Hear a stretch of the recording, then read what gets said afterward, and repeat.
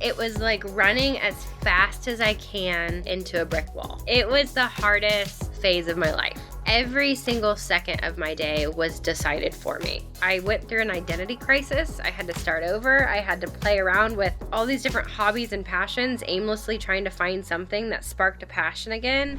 I'm curious what inspired you to launch your LTK shop. Oh my gosh, because my DMs are literally filled with, where'd you get that? Where'd you buy this? Can you send me a link? Your platform offers this opportunity to truly share everything we live by in a more relatable way. Welcome to More to Say. I'm Amber Vinsbox, founder of the $2 billion creator commerce platform, LTK. I've spent the last 14 years pioneering the creator economy, and on this podcast, I'm giving you direct access to the knowledge and perspectives of some of today's most influential people. I want you to stay ahead of the curve, so pull up a seat because we are just getting started. I invited Shawn Johnson-East to join us on More to Say because of her first-hand experience with so many hot topics in culture right now. From the Olympics, female professional athletes and their business dealings, NIL, marriage, creator media businesses, her knowledge in these areas is qualifying, and her approach as a creator and influencer is truly unique and quite valuable. Online, Shawn focuses on the things that make us better, the things that bring us together and improve our lives. She's authentic, she's bright, she's pretty funny. She's a wonderful person that we would all want to have as our friend. She's highly intentional, thoughtful, and focused on creating a wonderful future for her marriage, her children, and we can learn so much from her modeling for her community. Specifically, Shawn Johnson-East is an American gymnast and Olympic gold medalist. She's the co-founder of Family Made Media, a New York Times best-selling author, a co-author of a bill, and she has a foundation. By the way, she's a mother of 3. With the upcoming Summer Olympics, I wanted Shawn to share her journey as a creator and influencer after her professional athlete career. There's a huge opportunity for athletes, especially for athletes that have built an audience and a following, for them to go on to build a successful career outside of sports through a creator career. And I'm proud that LTK is powering so many collegiate, professional, and Olympic athletes today. We cover so much on this episode, from how she found gymnastics, trained and found success, and then her truly challenging retirement journey and finding new passions after sports.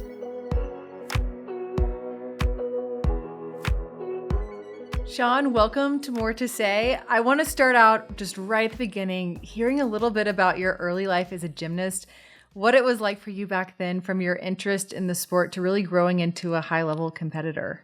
Oh my goodness. Well, thank you for having me. Gymnastics for me was just this passion project. I was a little kid who was really insecure outside of the gym, but inside the gymnastics gym, I felt like a superwoman. And I fell in love with that just like thrill and adrenaline junkie type vibe in the gymnastics gym. So I ended up starting gymnastics when I was 3 years old and was in it until I competed at 16. But truly, it was that love that I had for the sport that drove me every year to work harder and harder to the next level. And I'm not kidding when I say this, but I fell so head over heels in love with it and was blinded by what was going on. I swear I put my head down and fell in love and brought my head up and I was at the Olympics. And I don't mean that to sound easy, but I was just so entranced with the sport that it felt like I just could never get enough of it. And I wound up on the team. Were your parents athletes? They were never professional. My dad was a hockey player and a wrestler. My mom kind of bounced around all sports. They ended up putting me in gymnastics because I was a 3-year-old that had way too much energy. I thought I could fly. I was in the ER a lot. I was put in dance but kicked out because I couldn't listen. And they ended up putting me in gymnastics thinking it was a padded playground. I fell in love with the trampoline and I came home tired. And they were like, this is a win for us. Okay, because as a mother, I'm looking at my children now and I have 4 kids. I know you have 3. And mine go like, oldest is 8, and then I have a 7-year-old, a 5.5-year-old, a 3.5-year-old, and there's this huge tension between, wanting them at home and to spend these time and these days like together as a family, and then also, just thinking through like, am I holding them back from a future opportunity set? How have you approached that with your 3 children? I feel you. Especially being an only child, it's definitely a new dynamic for me. Our kids would rather be home together as siblings than be off doing something. Whereas for me, I found my family, my sibling family within my teammates. So I preferred to be in activities. The way my husband and I have navigated that though is it's been really cool with our kids. I have a 4-year old, an almost 5-year old, almost 3-year old, and a 5-month old. And the way that I've navigated that is we've been playing around with different activities and extracurriculars, even at their age, where we try to find things that they can do. And I notice, I'm sure you've seen this, but like little different activities that make them as individuals thrive. My daughter, for the first time ever, I saw a light bulb go off. She was a different kid when we went rock climbing. She felt invincible. She felt like she never wanted to stop. It was like the best day of her life. And then my son has felt the same way, and I've seen the same thing with like BMX and motorcycles. Lord help me. So we just try to like find their individual thing and help foster it for them. I feel like I can learn so much from that. I do see little things in my own children that we can pull out. And then, of course, as a parent, you're then pulled to whatever the local activities are. So we've grown up in Dallas, and then we've now transitioned our kids to West Texas, and there's different sports. And so I think about kind of, their long-term opportunity set. And, here it's about like rodeo and raising animals. And in Dallas, it's very much about gymnastics and cheerleading. And so that's so helpful to just think about what's going to be right for them as individuals. I read somewhere that your training for gymnastics was actually 25 hours a week compared to the typical 40 hours a week so that you could have a more balanced life. And I'll be honest, I was totally shocked because I grew up watching your gymnastics routines. I've since seen them again, of course, like the Olympics handle on Instagram is like promoting your performances. And every time I see it, I'm just in shock that it's even possible. Can you share a little bit more about how you guys arrived at that kind of focus on balance for you as a child? Yeah, so that was 100% my coach. Also, my parents were like the opposite of stage parents. They always kind of threatened my coach in the sense of they're like, if this ends up like interfering with family time, we won't send her to gymnastics. So they always wanted to balance me being a kid and family life over everything else. But my coach, his background, he was a world champion athlete for China, born and raised there. And his experience in the Chinese kind of government competitive system was he had no childhood. It was no balance whatsoever. Every single second of the day was surrounded by gymnastics. So when he moved to the United States, his dream was kind of to debunk it. He wanted to prove that system wrong. And he did so by raising athletes that he also called kids. He wanted them to still be kids. He would take us to Dairy Queen. He would encourage us to go to prom. He would encourage us to go to football games at our high school and we would skip gymnastics practice if our grades would dip. He truly tried to value the balanced lifestyle. And in turn, it allowed us as athletes to be able to focus even more when we were in the gym on we only have 4 hours a day. Let's hone in and get our stuff done as fast as we can and as efficient as we can so we can salvage and preserve that balanced lifestyle outside of our sport. So in a minute, we'll get into all the activities that you have going on, like personally and professionally. But I'm curious, how has that influenced your life now as an adult? Like, how do you pull that through, or do you? I feel like I am the person trying to maintain the balance in our family now. My husband definitely has that like driven mindset of he's all in on something, which is what I was as a professional athlete. And having experienced that with my coach, I now as a mom feel like I have a better idea and concept on the idea of balance. And so I always say like when our scales feel out of whack or tipped in any way, I'm the first person to be like, no, we need to cancel work. We need to be home. Our cup is too empty with kid time. It's too full with work time. It's too empty with marriage. I'm constantly trying to balance those within our family, to my husband's chagrin probably. But it's always a conversation. And so because of my coach, I really play that role in our family. It's a struggle in our household as well. And I've shared this with people who followed me before, but one of the biggest aha moments for my parents was actually in my adult life. And my dad shared with me that every time I was saying yes to one thing, I was saying no to something else.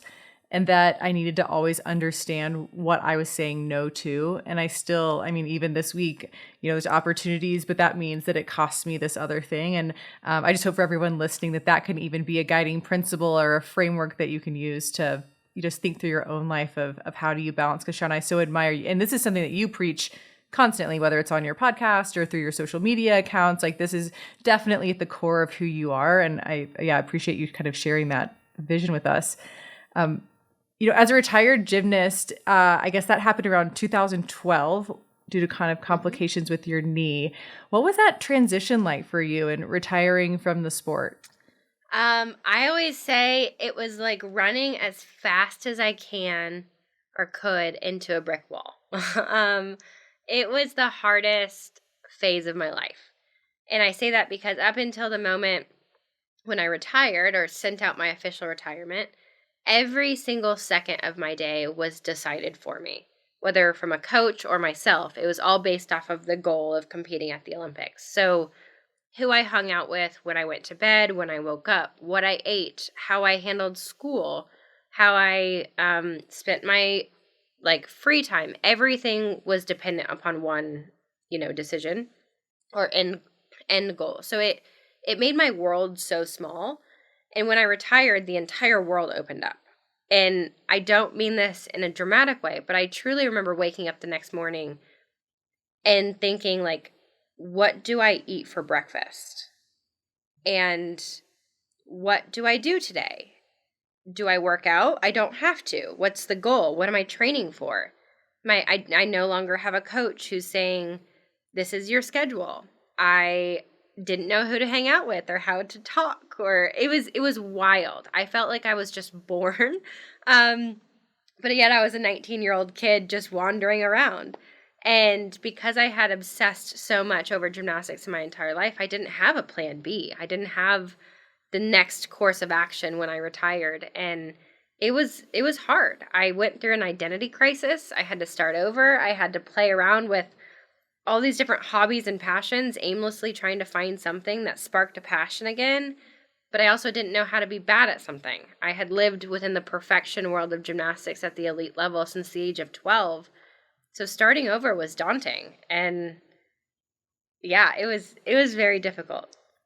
What are some of the things that you tried in finding your way? Well, social media will tell you I tried acting and it went horribly wrong.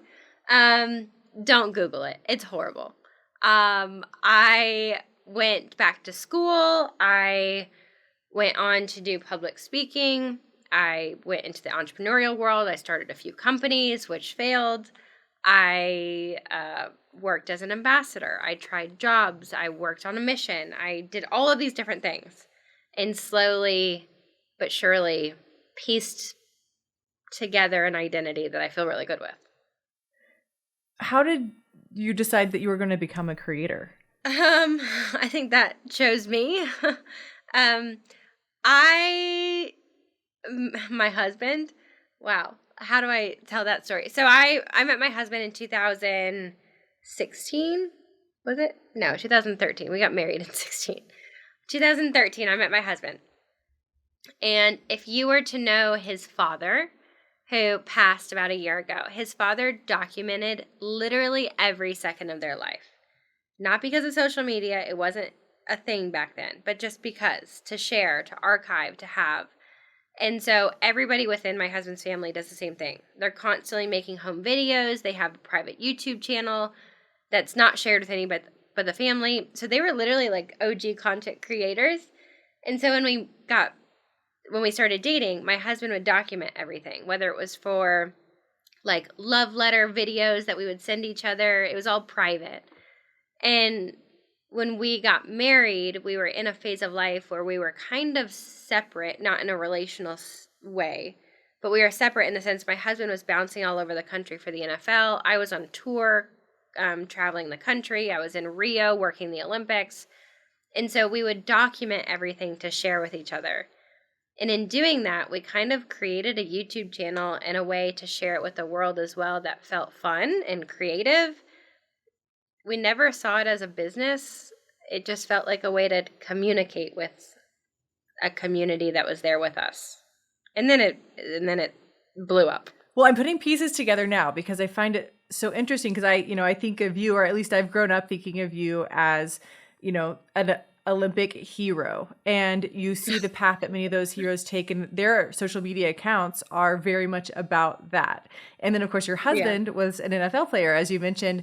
And I was thinking how interesting that they both have this phenomenal success in their own lanes, but they've actually made all of their media about themselves and a couple. And I had so many questions about it because candidly, you just don't see that. But I admire it so much about you guys. It says everything. It's the tangible proof of your focus in life. So one of my questions was going to be like, how did you decide to make this husband and wife creator account?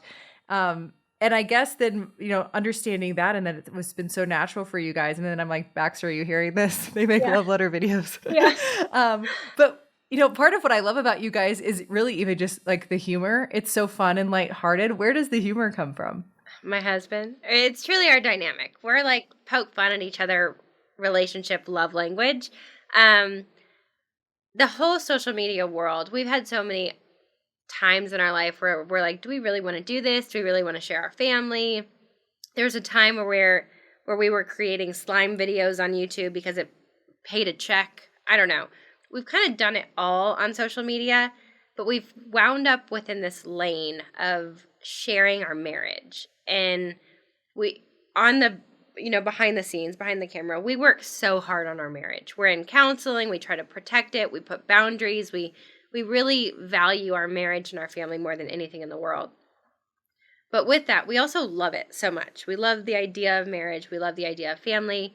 And now having kids, we kind of view social media as a privilege. We have been given these platforms. I don't know why. I don't know why anybody wants to watch us on social media. But now as parents, we say to each other every day when we're creating these dumb videos about marriage and fails, if at the end of the day, my daughter, my son, your kids find themselves on social media watching dumb videos about marriage, we will have succeeded, because that means they're not watching something else that is crude, derogatory, filled with profanity, polarizing, controversial, edgy.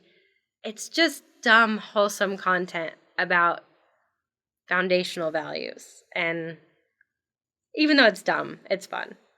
Well, millions of people find value in it. They've found you guys and adore you and are sharing and are laughing. And I think about like, these are the funny, it's so relatable, right? And that's what makes it shareable and funny. And so I think about the funny things that happen in our life. If it's the way that you document it as well, as like, it's maybe happening in every household, but it's so creative. And so I like, what is it like? Do you guys have like a business meeting at the beginning of the week and you're like mapping out these videos, or like how do the trends in social media play into how this stuff comes to life for you guys? Believe it or not, my husband is the creative one. He's the one coming up with almost every single concept. We also have a phenomenal team of people. I would love to say there's a system to it, but there really isn't. I'll be scrolling in the middle of the night with a sick baby on Instagram, and I'll be like, oh, that's funny. Oh, that's funny. That reminds me of this. And we just have a long text thread of like idea starters, and we'll film these videos. We'll film 20 of them in 10 minutes, edit them and put it up. And it's just dumb humor. It's things that I would look at and be like, I get a giggle out of that. I relate to it. You guys have actually hundreds of podcast episodes now, and you guys, everyone listening, would really enjoy listening to these, especially if you are married or have a family. I think it's super relevant, and I've already learned a lot from it. When did you guys decide to jump into podcasting? Funny story about that. My husband is very impulsive. He has an idea and he runs with it. We got pregnant with our first kid. We had her 7 days after she was born. 7. My husband comes to me acting as if he had done something wrong. And I was like, oh no. What? He's like, well, I launched a podcast. It hit the charts, but we don't have any episodes. And I was like, whose podcast? what is this about? And he's like, it's you and I's podcast. And I was like, we don't have a podcast. And he's like, well, we do now. And people are expecting to hear an episode. And I was like, oh my gosh, you should sleep with one eye open. So 7 days postpartum, we launched a podcast. And wow. have ran with it ever since. Yeah. I mean, hundreds of episodes, it's no joke.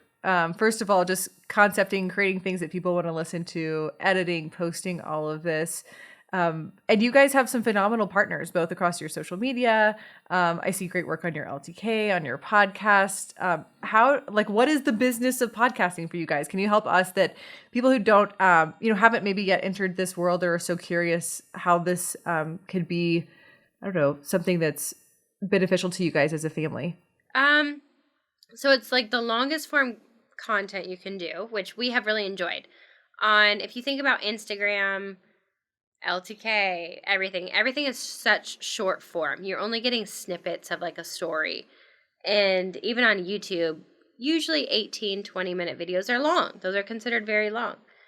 And with podcasting, it has become a newfound love of ours because it's truly the only opportunity you get on social media to draw out and tell a full story. You can have a conversation. You don't have to edit out the buts, whatever's, the thoughts, the pauses. You can have in-depth conversations with people that people will listen to. And within the social media world and the monetizing world, it allows advertisers to place content and ads on longer form content. But for us, it's just been purposeful because instead of making a dumb 15-second, no words said social media reel, we can actually talk about philosophical debates on a podcast and have an in-depth conversation and it feel truly thought out and like fleshed out and not just humor-based. I often coach our clients that success across any sort of these media formats is actually the trust that you build by having it.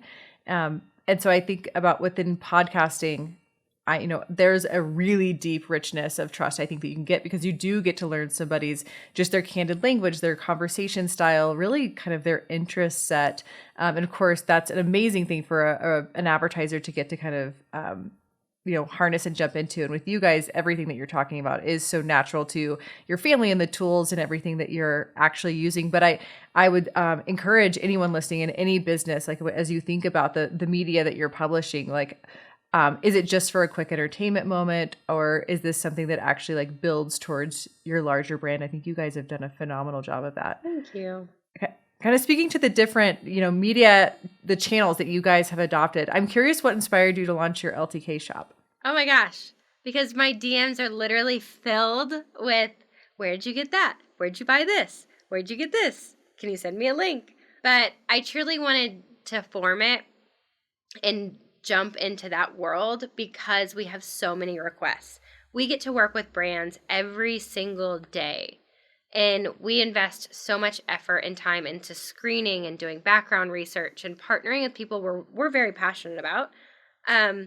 But on the lifestyle daily value of just everything we use in our daily life, I don't know how to like give that many links to people on stories. And your platform offers this opportunity to truly share everything we live by in a more relatable way. And so I've always been drawn to it.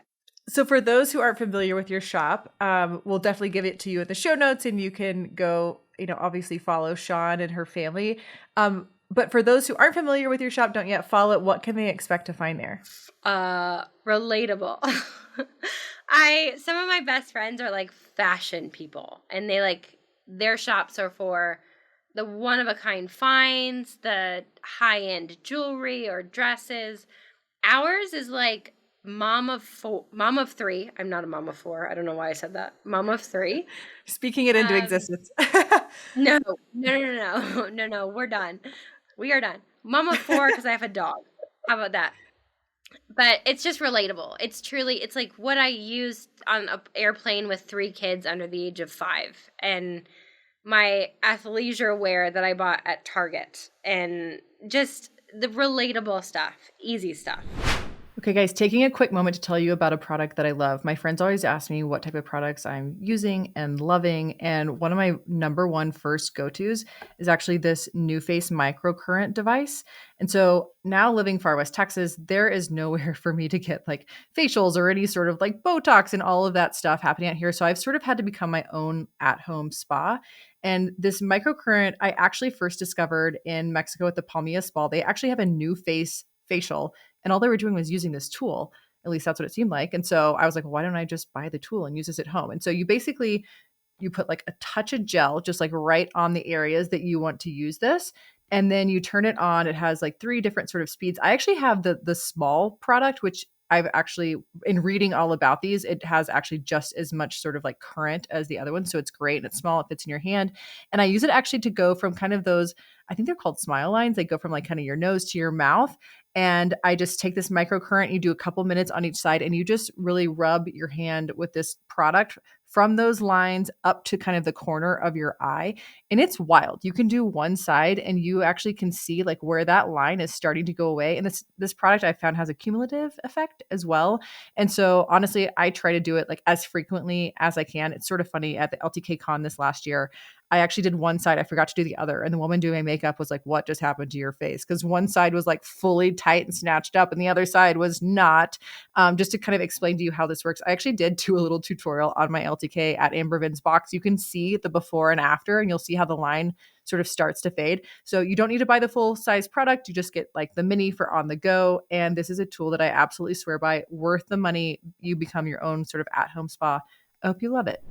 You mentioned your partnerships and how you guys really spend a lot of time vetting, which is, if you're not, as a creator, if you're not doing that, you definitely should be. Think about, I was just watching actually the roast with Tom Brady, and they were talking about the whole cryptocurrency kind of like meltdown moment with him. And I just think through, anyone I partner with, I'm doing a ton of research to make sure that they're hitting the credentials and the things that I need for my audience and that I can stand behind and endorse. Because while I'm not responsible for them in so many ways, I am responsible to my audience for the endorsement. I'm curious for you guys, what kind of criteria would you say is like most important to you when you're working with a brand?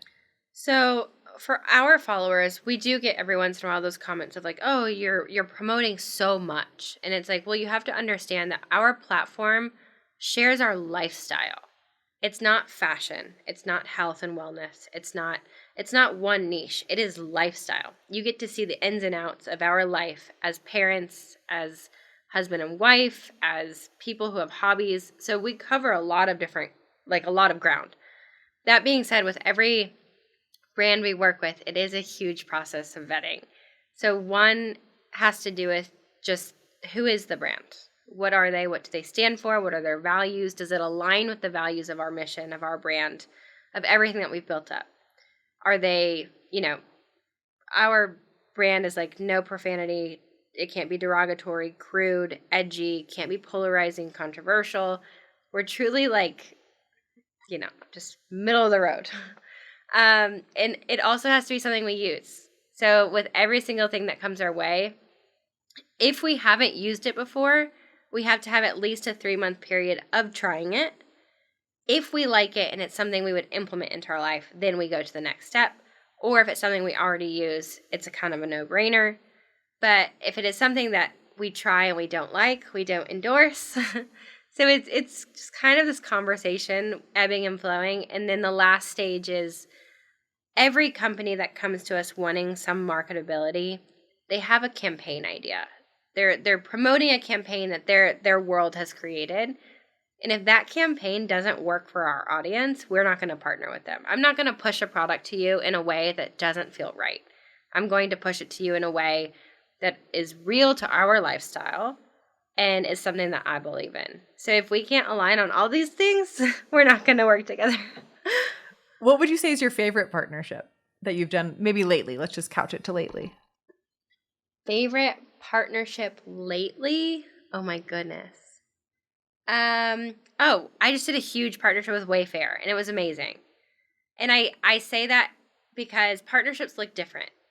There are partners who will come to you and pitch an idea, and there's people that we'll go out to and we'll pitch and we'll be like, we have this idea. Wayfair and I knew we wanted a partnership, but we didn't know what it would look like. And it was one of the first times I got to pitch a huge concept to them, and they accepted it. And so we got to renovate my whole first floor of my house to the new vibe of Wayfair, because they've redone their whole company.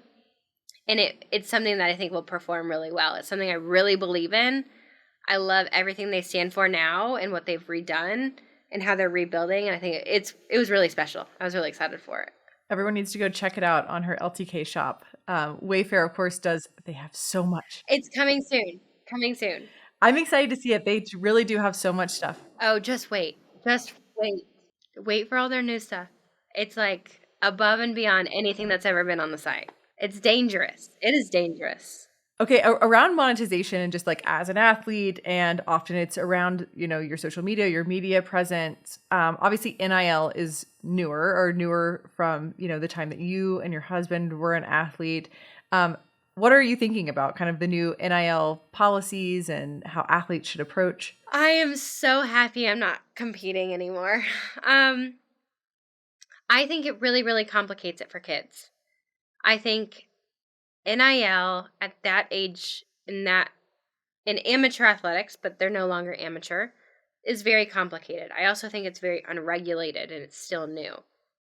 In my mind, I think the opportunity is phenomenal for the athletes and kids who are competing, because they're getting paid for their likeness, their value, their skill, which I think is great. On the other hand, the complicated factor of it is I have learned firsthand that when you are competing and being paid to compete, it adds a level of expectation that is so hard to filter through.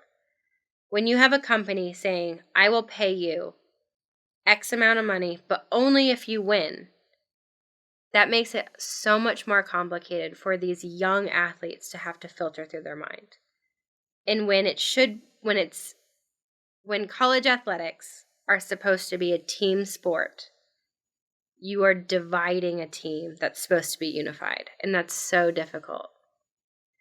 On top of that, the regulation that is needed, I think a lot of these athletes are being taken advantage of without proper representation, education, things that the professional world has had a long time to figure out and is still kind of iffy. But since it's new in NIL, I think it's really hard. And I feel for the athletes because it's such a high pressure that they're now living under. And it now adds in this added level of comparison within a unified team sport that wasn't there before. That's my rant. It's a really interesting perspective and a totally new perspective, candidly, I hadn't heard. And it makes total sense. I watched the Deion Sanders documentary. Have you seen that? Mm-hmm. Yes. And you think about the way that, I would call it's just new media, right? It's like the way that these like students and athletes are, I would say they're really forced to be athletes and business owners. And that's, I would imagine, a really big challenge, because I think let's say that we all have 24 hours in a day. Depends on how much sleep you need.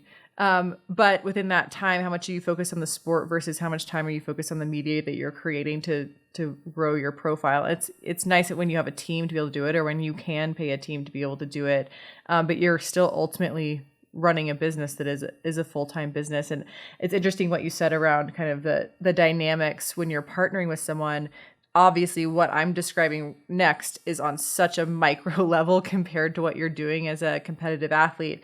But at times I find it challenging, or I won't take campaigns from brands because I'd rather just do the organic and just have my audience on LTK talk about the things I love, talk about them naturally, because I woke up that day and I wanted to talk about it. And it's something I really bought and I really wore and I really used and all that, because there's no pressure. If my audience for some reason doesn't like it or don't respond to it, there is not this like twist in my stomach of I let someone down. And that's maybe just for me as a pleaser.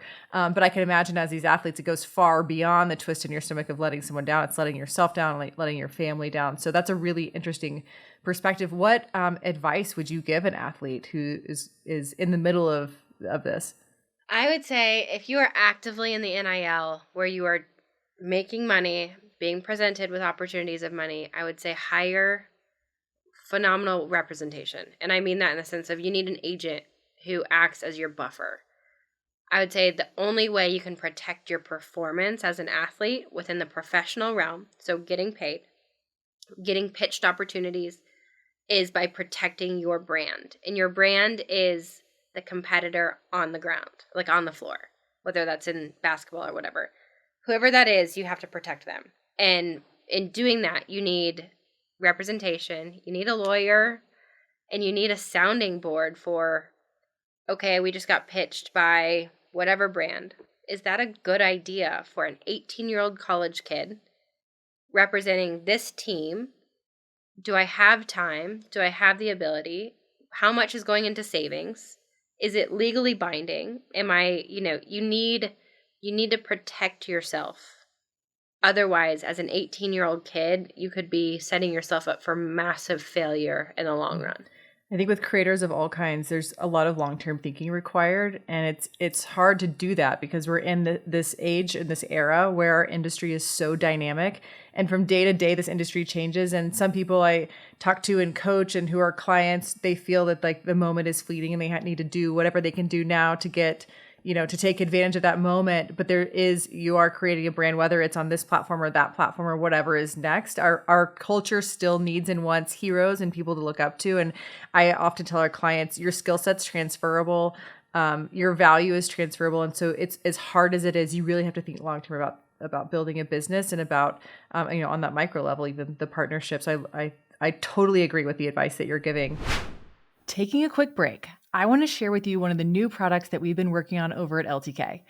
LTK recently launched Video Storytelling Post. So we've been focusing on enhanced community building tools with a new longer format video experience, up to 10 minutes of videos in just one post.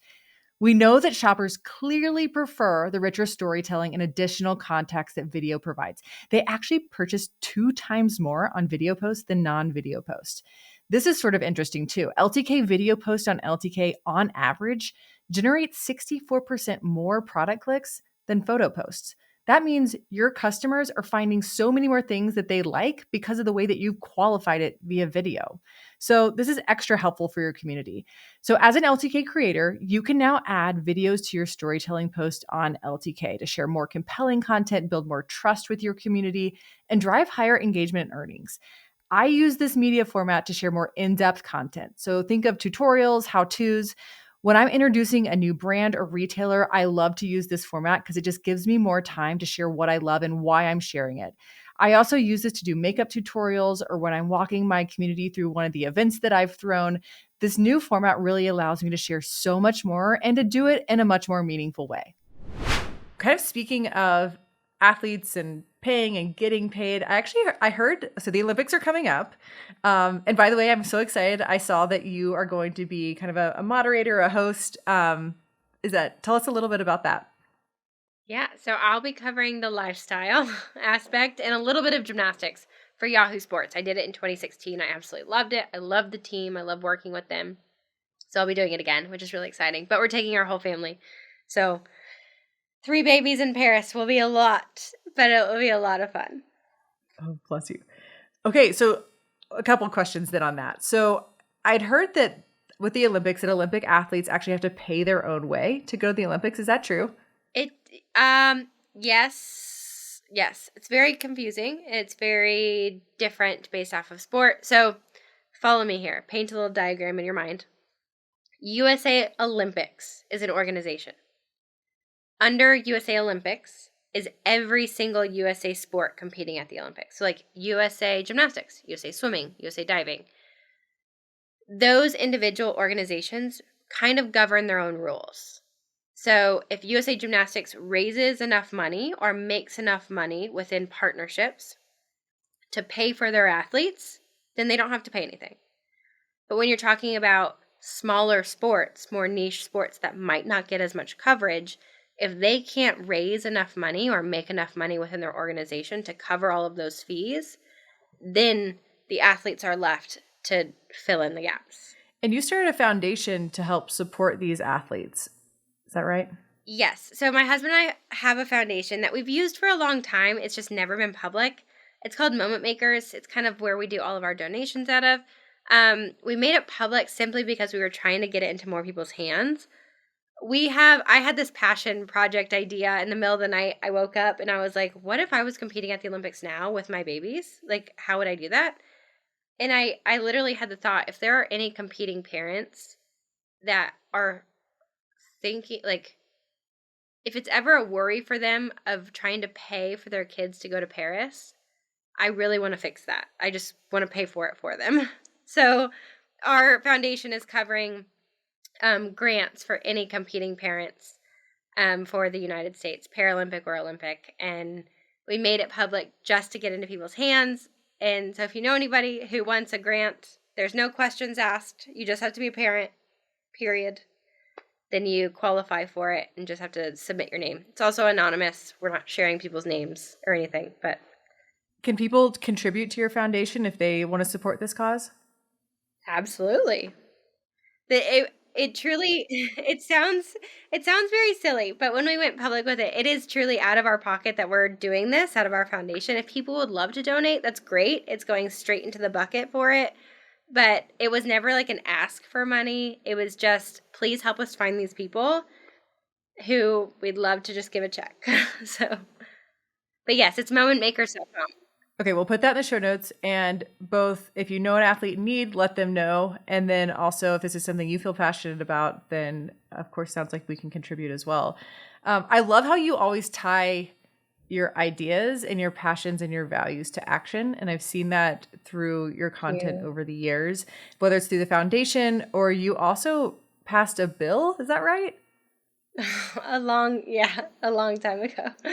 Okay, what was that about? Like, what was that process? That's a bucket list item. That's like, I was such a baby. I partnered with a representative in Iowa. I think it was called the Fitness for Life Act. It basically implemented a system within all public schools in Iowa where physical education was not based on a universal I was like 15. It was not based on like a universal, you have to complete 10 pull-ups to get an A. It changed physical education to be play. So when you went to PE, you would put on a heart rate monitor based off of your makeup. Everyone had a different target heart rate that nobody else knew except you. And if you reached your targeted heart rate within PE, then you got your A. And it was equalizing, the opportunity factor that we're not all made the same. We can't all have the same physical makeup, but we should all be rewarded for our effort, not our like outward tangible, counting score. So yeah, and we passed it. okay, speaking of kind of just helping people and beyond just even the media piece of it, I know you guys have a conference now. What kind of made you want to start that, and what are people getting from that? We do. We host it every year. It's called the I Am Mom Summit. We actually hosted 2 last year. We did the Family Made Media Summit, and then we did I Am Mom. But we just did it in Salt Lake City. We hosted 500 moms at this beautiful theater, and we put on panels with professionals. And it's just we do it on Mother's Day weekend, and it's just a way for us to thank moms and to give back. We give away these phenomenal goodie bags filled with hundreds of dollars of things. We shower them with love, make them feel supported, bring together a community. It's virtual and in person, and it's just a way to, again, celebrate family. I love that you're shining a light on these moms. One small story I have from actually last year. Boots has since grown. My little guy is 3 years old, but he was a challenging child because he got into a lot. And this is a story of encouragement for those of you who see moms in this case. I think just the acknowledgement is so important. We were at a restaurant, and the waitstaff, it was taking literally forever. It was over an hour, and we had a huge party. My parents were there, multiple parents, and it was, it was hot outside, and we were kind of stuck in this space with these small kids, and Boots was just going nuts the whole time. And I didn't even have a stroller, but he was like super heavy and big. And so then I just kept walking outside and inside, and I'm leaving the table. I wanted to be there with my family. And actually these women came by, and they saw what I was doing. I didn't know that they saw, but they just saw me struggling in and out of the restaurant or whatever. And when I left, one of them slipped me a piece of paper, and it's actually going to make me tear up just thinking about it, actually. And it said, "We see you, good job." And I was like, it was just Oh, this table full of older women. And I was like, that was so meaningful that somebody actually just yeah, like acknowledged me and like saw that in my mind, I was like disrupting the whole restaurant. And they're just like, keep yeah. going, like, good job on you. And that encouragement, whether it's at a conference or just like a one-to-one, can just be so important to mothers, especially. I know you talk a lot about being in the throes of having small children, and there's a real emotional toll to that, clearly, as It I like really, tear up on this podcast. it really is. And bringing that community together, not to go down like a sad story, but we ended up posting a YouTube video, which was a very long time about a miscarriage we had. And long story short, it was the community in the comment section of that YouTube video that truly made me feel seen, and I was able to heal, and I felt loved, and I felt like there was this army of women around the world that truly wanted the best for each other. And it was that kind of sparked this idea of, if only we can bring all the moms together to truly be like a force, it can allow us to feel more supported and seen and not alone, and not feel like we're just doing it, by ourselves. And it truly has built into a really powerful thing that we love to do. You've had this tremendous success now as an athlete, and then, second time around now as an entrepreneur. What would you say are some of like the handful of tips that you've learned from both of those experiences that you would share with all of us? Don't be afraid to fail. We have failed a lot. We've started a lot of businesses and ideas that have fallen flat on their face. And I think in gymnastics, I learned the same thing. You have to fail before you ever succeed. And I would say something I learned in gymnastics that we do now is, don't do anything you don't love. Truly. I mean, we love what we do for work. And whenever we start going down the path or find ourselves stuck in a rut, we usually take a second to look around, and we're like, oh, we kind of veered off the path and we're not enjoying this anymore. How can we get back on track and do something that feels meaningful and purposeful and like it's on mission for us? And I would just say that in life, yes, it might be risky to stop what you're doing and do something else that you love, but it will pay off in the long run. Yeah, I'm so glad that you shared that, because I think taking that pause and taking that assessment, and even, if you can, even quarterly, I think about it professionally and personally. Some of, I think, the best kind of moments in my husband and I's life is just sitting and reflecting of, like you said, what are we passionate about? What are we able to do? Or what have we said yes to that is now costing us too many no's? And then even just like super practically, as an organization, we find that like we set this meeting cadence, and oftentimes it expires. Like there's a moment where you need to swarm around certain topics, but then you start showing up because it's a routine and you're not really getting value. Your team's not really getting time from that. So even a reflection on how you're spending your time. I even color code my calendar so I can quickly at a glance see where my time is going and how I'm spending it. And sometimes it's like, wow, I need to be spending way more time on this certain topic, or why am I spending so much time here? This is something I can either delegate or drop or don't need to do. So I think for everyone, that's a phenomenal kind of takeaway. What advice would you give to athletes as it kind of pertains to their life after their athletic career? Oh, I would just say surround yourself with a community that can help you rebuild. Because I've heard people say, like, even for professional athletes, you need to start building your next plan before you ever get there. And I would say no to that. Focus on your passion, focus on your Olympics, focus on your, athletic goal. But when it comes to starting over, surround yourself with a community that will help with that. So you don't do that on your own, because it can be very isolating, and you need a community of people that can support you to fail, that can support you to truly rebuild. And if you have that in place, it'll be a lot easier to kind of build something new than it will to like start over. It's an important one. I think in life, whether it's in relationships and friendships, or like you said, even the professional team that you have around you, or as if you are managing anyone in your own business, to be able to make sure that, they actually, I think about it within my own teams. Is this person helping me? Like when I delegate to them, is it done, or is this like costing me more time? And so making sure that on every level, my husband equates it to like building a sports team of like, do we have the best person on first? Do we have the best, pitcher, catcher, all of those things? And it does evolve over time. And I think you're right. I've even heard, I know you and Nastia are great friends, and I've heard Nastia talk about having people around you who believe in what you're doing and believe in your future, and that kind of that shared plan, and making sure you're surrounding with people who are helping you get there instead of kind of pulling you back. What are you guys have so many projects going right now, including a new baby named Bear, which by the way, I of course love his name so much. Thank you. But what are you guys like excited about right now? We're really excited about Moment Makers. We have a lot of big plans for that. We want to continue growing that. It's kind of our passion. I feel like we've done all of our work for the past so many years to build into that, and it just makes us it just feels good. Feels good to give back. It feels purposeful. And I would also say we're really excited for the Olympics.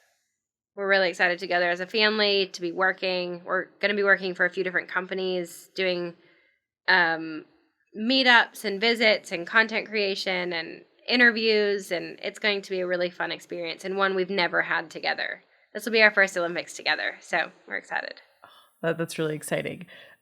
Okay, one last question for you. It wouldn't be me if I didn't ask you about your product hacks. Like, what are the products you're obsessed with right now? I'm sure we can find them on your LTK shop. But just like anything that you're found that you're like, this is life changing. Everyone needs this thing.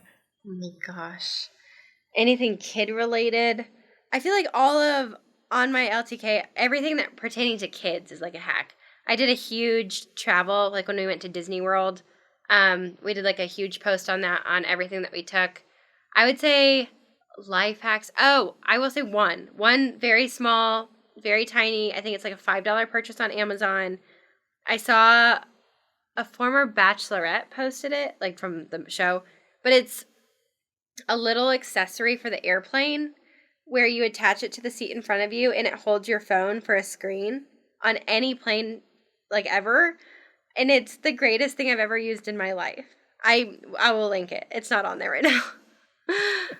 But We'll add it in there. That's such a good hack. With when you're outnumbered on an airplane, life gets yeah. really challenging. Yes. Shawn, thank you so much for being here and just being so generous with all the information that you offered. I love your perspective on what athletes can and should be doing and how we should be thinking about, working with them, to even just like the really practical business hacks as a professional, and then just as a mom, all that you're sharing. I find so many good ideas, whether it's, just spending time on the, with my kids on the trampoline, or the different activities that you guys are doing, or looking out for those kind of light bulb moments to understand where we should invest more. So thank you so much for being here. Of course. Thank you for having me.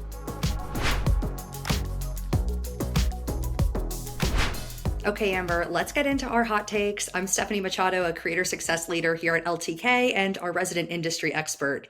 Shawn talks a lot about her marriage and how her husband plays a pivotal role in her business. So I have to ask you, what is it like working with Baxter? I absolutely love working with Baxter, and I would almost say that I'm addicted to it. We're always working on projects together, and it's just a passion point for us. When we first started dating, we connected over our shared passion for entrepreneurship. So I had a business, he had a business. Actually, both of those businesses are now no longer in business. And I think what's interesting about us teaming up together for LTK is we have complementary skill sets.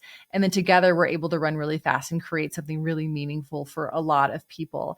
And when I think about LTK, I like to say I want LTK to be the Baxter for every Amber. Because at some point as a creative, my skill set was limited, and therefore my success was limited. I really needed this other kind of brain or other side of the business for my skills to be, as valuable as they could be economically.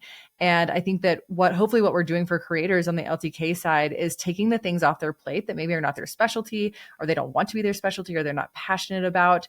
And so anyway, I love working together with Baxter. For me, working with my spouse is one of the best parts of my day. I know that's not true for everybody, but for us, it really works. And it's just a bonus for us LTK team members to get to watch you together as leaders. And I have to let everyone in on a little secret. They're both pretty impressive dancers. Sorry, Amber, I had to tell them. Now let's get into women in sports and some of the topics that you and Shawn spoke about today. We have to talk about the WNBA, which is getting a ton of buzz with the season just kicking off. Caitlin Clark and Angel Reese are some of the biggest names across the country. Caitlin just landed that historic $28 million shoe deal with Nike that comes with her own signature shoe. And Angel had 17 NIL deals during the 2022-2023 season, many of which are expected to turn into partnerships now. And she made big headlines at the Met Gala. So both are truly making a big name for themselves and bringing light to women's sports in new ways that we don't often see until the Olympics come around. So, with this kind of notoriety, comes rapid social media growth. Reese has seen 3.2 million followers on Instagram, and Clark has 2.3 million at the time of this recording. On top of being athletes and people are tuning in to watch them, play the game, people are also tuning in to their day-to-day lives. Can you speak to the opportunity that they have and seizing this moment in their careers? Certainly. There is life after sports for every professional athlete, regardless of if they're the greatest of all time or they have a short stint in their profession. They have worked their entire lives to get to here, but they have to think long term, just like the rest of us. And so I'm really excited for these athletes. It's incredible to see it become culturally normative to be supporting women's sports. And that means that the economic opportunity for these people is only growing. I loved Shawn's perspective here.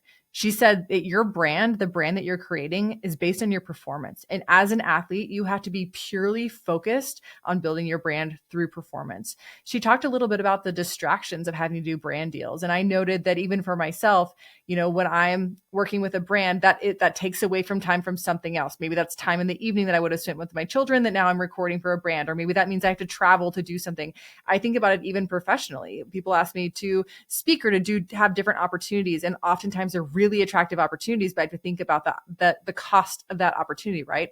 3 days away from my desk is a really expensive one. And so you have to weigh that balance. And for athletes, you would be shocked at how much time it takes to film a commercial, to do a spot in a reality show, to even, record something about a green juice. Like, these are all things that take away and distract and cause pressure. And so she talked a lot about making sure that you're focused on what it is that you're achieving, and then that you have a team around you who's really experienced, who can help you to vet the right deals for you to help make them happen, to get the contracts in place. I think that's all absolutely correct.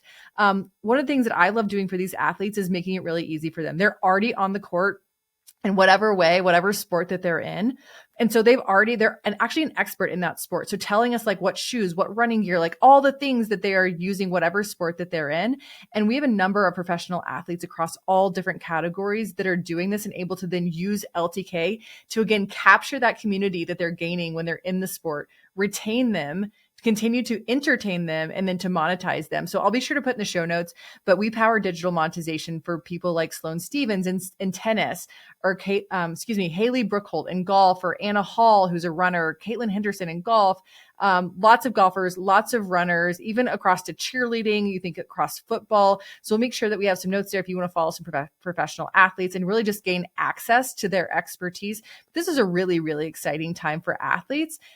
It will be challenging as they kind of have some growing pains on how to make it work, but it represents a much brighter opportunity and future for them after sports. Absolutely. Nothing but opportunity ahead for all of them. Really exciting to watch. Speaking of brand building or busting opportunities, we've seen Google recently add generative AI overviews to search, where Google is essentially curating answers based on the search term a user is looking for.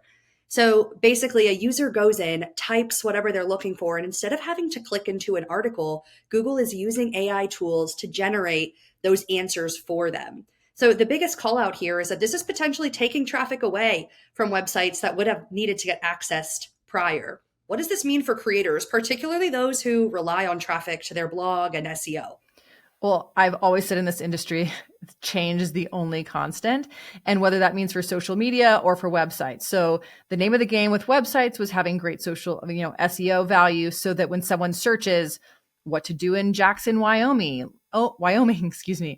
Or like, what is this rash that my kid has? Whatever it is that you're looking for, you would then be surfaced a website that was relevant for that, and then go to that website and then read to find the answer. So we're talking about, Google has done the great work of helping you to cull those sites that maybe are experts in whatever it is that you're searching, but then you have to go in and like do the work of reading, right? And so what we've seen with AI happen, what feels like overnight, is I ask questions and I'm given the answer by the search platform. So I actually don't have to go reading these websites. And you have to remember, like I tell all of our customers this, it is about efficiency, whatever they're looking to do. If they're shopping from creators, it is about the efficiency and being the best at doing that thing.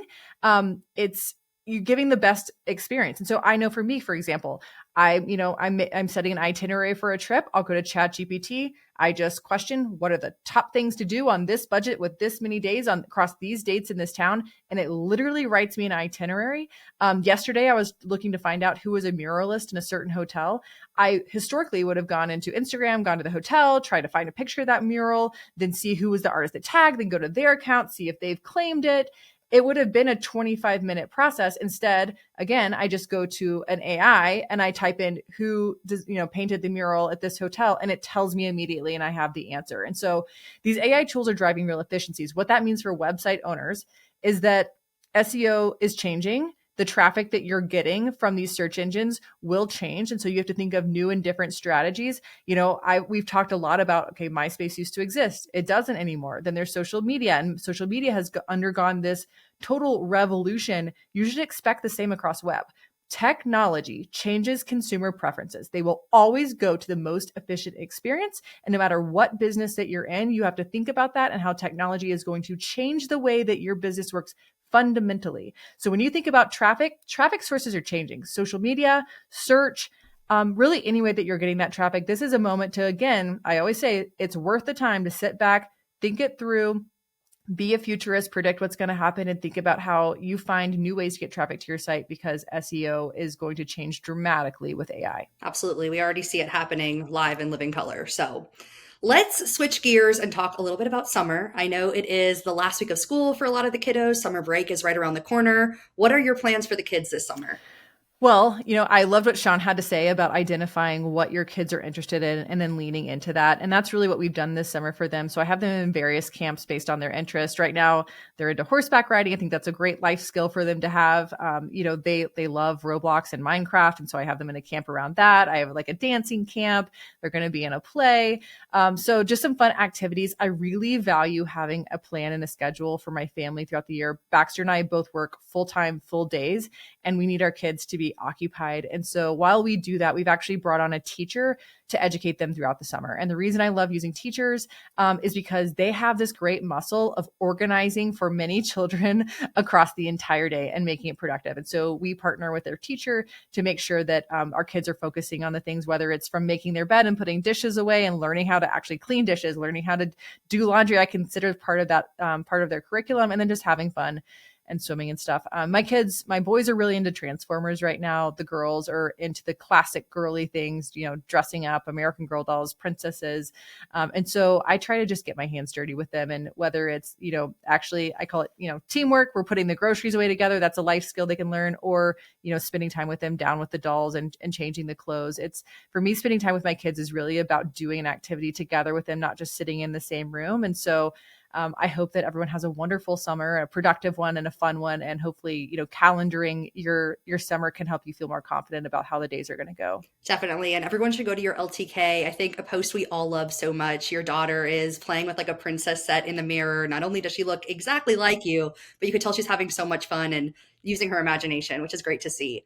I always post all the toys and all the things that my kids are using, from the clothes that they have to, that, like you said, that $8 cute little like princess set that they are just having so much fun with. So there's a lot of tips and tricks on my LTK at Amber Vinsbox. Awesome. We love to see it. Finally, I want to play a quick game with you. So this is called Love It or Leave It, and this is the Summer Trends edition. So I'm going to give you a trend and you're going to tell me your opinion on it. You ready? Let's do it. Okay, kitten heels. Yes, thanks to the row. I used to be anti-kitten heels, but Mary-Kate and Ashley's line, the row, it's all about the little itty bitty heel. And I've been very into it. And I've actually found some really good, like, get the look type of kitten heels that you'll find on my LTK that aren't the $1,000 version. It's like the $100 version. We're all running there right now. What about crochet? So I used to be a no on crochet, but I keep seeing all these amazing crochet cover-ups on LTK from these creators I follow. I think Lola Rio style always shows these like amazing, very cool girl crocheted pieces. And so I've actually been on the hunt for one. Okay, and we all know the answer to this one, but I have to ask, Western wear. Oh, hell yeah. That's what I wear every day. But now it's actually trending. And guys, I find it to be very practical, actually, because you can wear it with kids, but it can be like super cute. It can go a lot of different places. For me, I have to wear boots every day. There are only dirt roads where I live. And so like sandals are actually a no-go outside. So with boots, and also it's super dusty. And so I have to wear clothes that like stand up to all of that. So I say that they're both practical and very on trend. And you can get some really cool pieces at great price points. Absolutely. You know, at LTK, we're all about Western. What about vests? I do love vests. And I have a vest from Isabel Marant that she's brought back several seasons. So she's actually a French girl that I would say is very Western. And so it's kind of this like nubby, creamy colored vest that I'll layer on for winter. I just wore a Veronica Beard vest on the Skinny Confidential podcast. And that one was very cool. Like the white vests are very in. And then another French brand I just got today, it just arrived from Saison. It's a summer vest. And so you would layer it on top of something. So I guess I've been into vests lately. Yeah, they're a good layer. Now, that look on the Skinny Confidential was chef's kiss. It was beautiful. What about tennis core? I'm a yes for tennis core. I think always and forever. And my kids actually really love playing pickleball. And so I got the boys and the girls like little kind of like tennis whites outfits. I always think like anytime you're dressing for something, it just makes it more fun and more memorable. And so when we go play pickleball, I have them do their tennis whites and it just like makes for a more fun day. But yeah, that's a classic staple and always. Yes. And another fun fact about Amber, she loves a theme and does it better than anyone I've ever met. So that makes sense. Makes life way more fun. It totally does. What about butter yellow? I think it just depends on your coloring. Is that like a trending color right now? Yeah, I see it all over and it's in all the trend reports. Okay, well, you would know. Stephanie studies this stuff and from LTK. So I trust you on that one. I really have like no dog in this fight. I just pick colors that look good with pale skin and red hair. Fair enough. Okay, what about this one? This one's really going to take you back. Capris? They don't look good on me. So I'm kind of a pass on capris. That's fair. Okay, and boxer shorts. Those are everywhere. The girls are wearing them out. So it's like boxer shorts with a shirt and you go out. I'm a no on that. I'm a hard no on that. I figured on that one. And then last one, quiet luxury. Oh, yes. Yeah, very all in on this because a lot of quiet luxury is like either like a simple tee or a simple cardigan, or it's those like quality pieces that you buy and that last and you can wear them over and over and over. And I really love having a capsule wardrobe. Being actually living in Far West Texas, my closet is very small and I find myself like curating almost daily, like getting rid of things. And the things that I keep are like the high quality sweaters, the cool vintage denim, like the simple shoes. I find myself gravitating towards that. I know it's been around for a little while now, but I see it on just some creators that I admire. And I love how you can have just like a handful of pieces and it takes you really far. And it's super elevating. I'm very on board with quiet luxury. Love it. Yes, I've learned from you quality over quantity, and your closet is beautiful. So I figured you'd like that one. Well, Amber, this was so fun. More hot takes to come next week. Thanks so much. Thanks, Stephanie. You can listen to More to Say on Apple Podcast, Spotify, or wherever you get your podcasts. New episodes drop every Tuesday, and I'd love to hear from you. Share your comments and questions in the reviews section, or you can reach me at Amber Vinsbox on LTK, Instagram, or LinkedIn.